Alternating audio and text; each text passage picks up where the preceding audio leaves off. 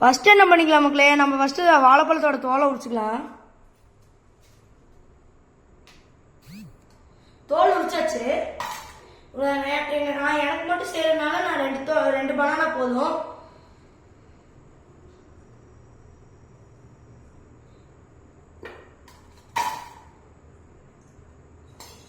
இப்போ இதை வந்து கட் பண்ணிக்கலாம்.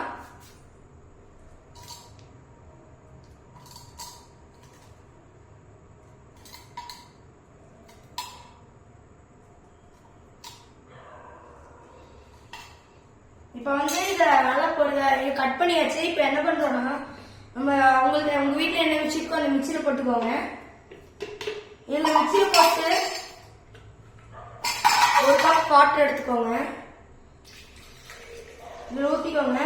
பால் இருந்துச்சுன்னா பால் கூட ஊற்றலாம் கொஞ்சோண்டு, அப்போ நல்லா இருக்கும். தண்ணி ஊற்றுற போல பால் ஊற்றணும். சரி, இப்போ க்ளோஸ் பண்ணியாச்சு.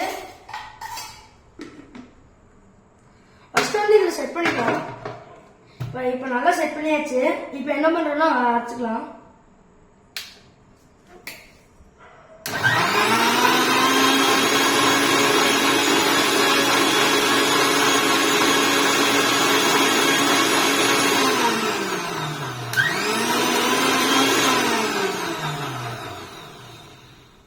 வந்து நம்ம இதை வந்து அரைச்சாச்சு. இப்போ நம்ம வந்து கரும்பு சர்க்கரையை போட்டுக்கலாம்.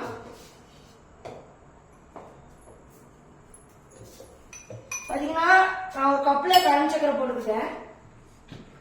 ஃபர்ஸ்ட் இதை ஓபன் பண்ணிட்டு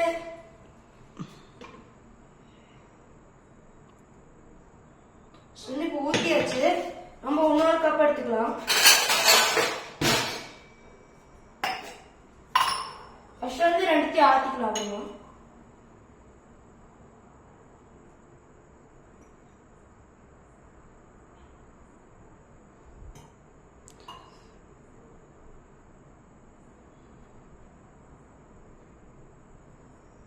இது நல்லா ஆட்டியாச்சு.